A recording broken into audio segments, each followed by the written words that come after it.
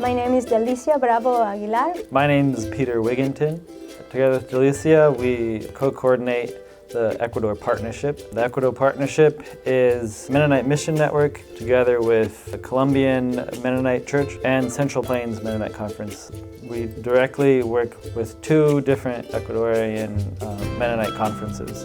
We walk alongside, we support these different churches working with children in Quito and Riobamba, and we also have worked with music, with youth, theological education, and also in leadership development. One of the things that we've been doing more recently with FEINE, with the Federation of Indigenous Evangelical Churches, is we were invited by Estaquio Tuala, the president of FEINE, to do a series of workshops and develop materials for these workshops, starting with workshops on faith and politics. How can the church and how can Christians respond to political crises and political situations that Jesus calls us to be political actors. Julian Waman helped us present workshops in different provinces around Ecuador and also write the booklet.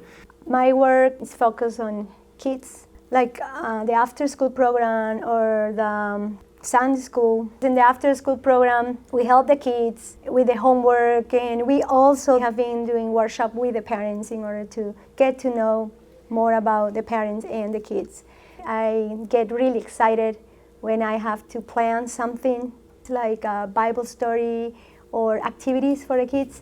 It's like my passion. Ecuador has been a country that's received many refugees and migrants throughout its history. The refugee project at the Quito Mennonite Church is part of a broader network of organizations in Quito that support refugees. Quito Mennonite Church gives food assistance, also some psychosocial assistance, kind of general orientation, and they're all invited to congregate at the church.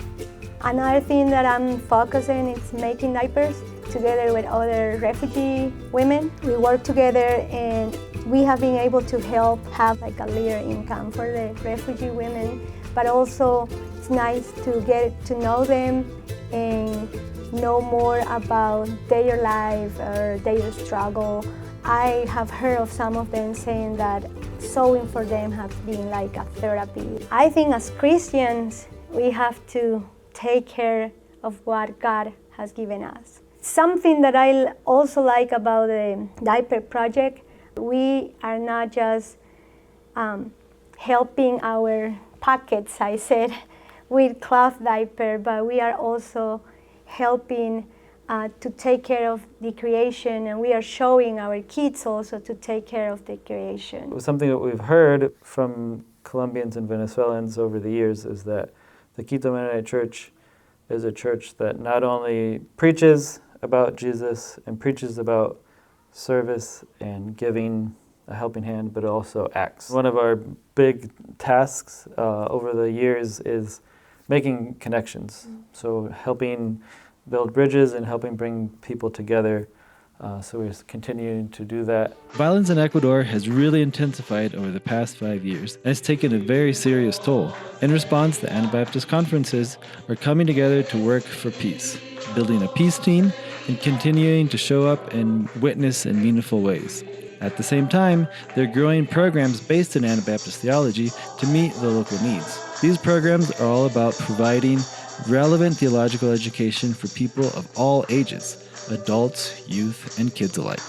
We ask for prayers, in particular to think of creative and imaginative ways of how churches in Ecuador can respond in a Christ-like presence in their neighborhoods and in their towns and cities. I would like prayers for the programs, the different programs that churches have with kids also, and that we as teachers could be like a light. I always like to think about the moon, that we reflect the light of Jesus. The Ecuadorian churches are blessed when they learn about and hear about experiences in the U.S.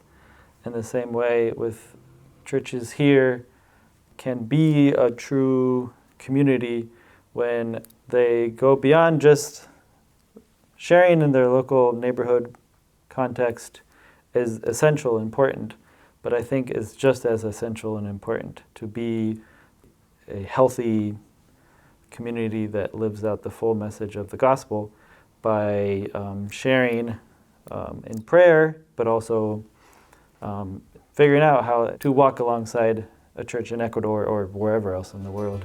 We try our best to give tools and testimonies of the work in Ecuador to help people here in North America know how to pray for the church in Ecuador. But we also are more than happy to host people from North America.